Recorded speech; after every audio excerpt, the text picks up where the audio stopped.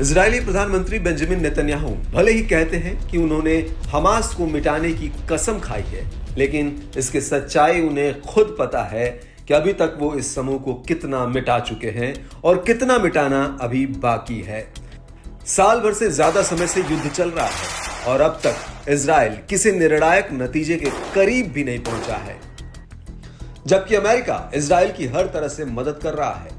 Israel को अच्छे से पता है कि जब तक हमास के साथ हिजबुल्लाह, हूती और ईरान खड़े हैं, तब तक नेतन्याहू के लिए अपनी कसम पूरी कर पाना आसान नहीं है। इन लड़ाकों ने इजराइल की एक मुश्किल और बढ़ा दी है। अभी तक इजराइल अपने ऊपर हुए कई हमलों को दुनिया से छिपा ले जाता था। अब ये लड़ाका समूह इजराइल के उस कारनामे की भी पोल खोल दे रहा है।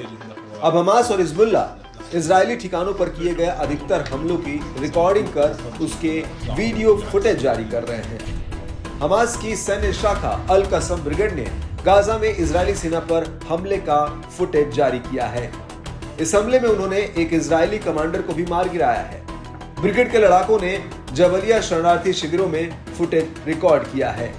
इसमें Merkava tank, D9 military grade bulldozer और एक अन्य सैन्य वाहन को नष्ट करते हुए दिखाया गया है।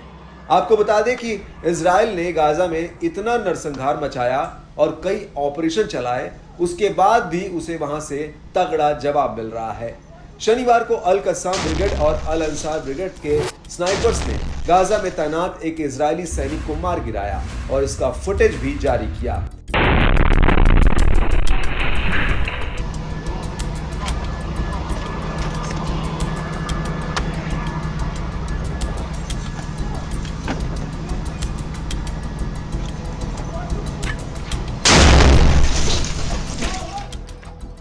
बाद में इजरायली सैन्य कमान ने सैनिक के मारे जाने की घोषणा की।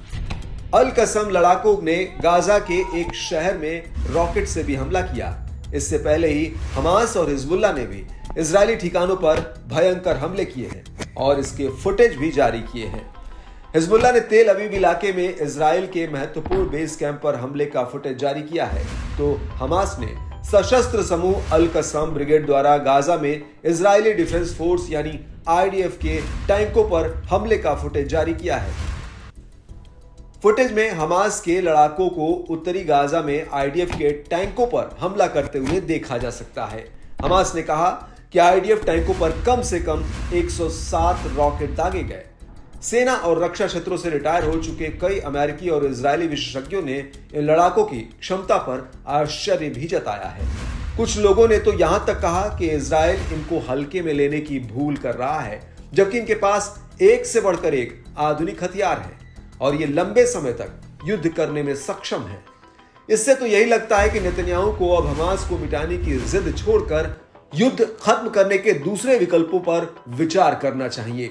इजराइल के साथ ही ये बात अमेरिका को भी समझनी होगी, जिससे कि विश्व में शांति स्थापित हो सके, क्योंकि इजराइल ने जब भी जितना बड़ा हमला किया है, उसके कुछ दिन बाद ही हमास हिजबुल्लाह ने उसके ठिकानों पर और बड़ा जवाबी हमला किया है और आज तक करते आ रहे हैं। यानी इन समूहों के पास न तो हथियारों की कमी है, न लोगों की।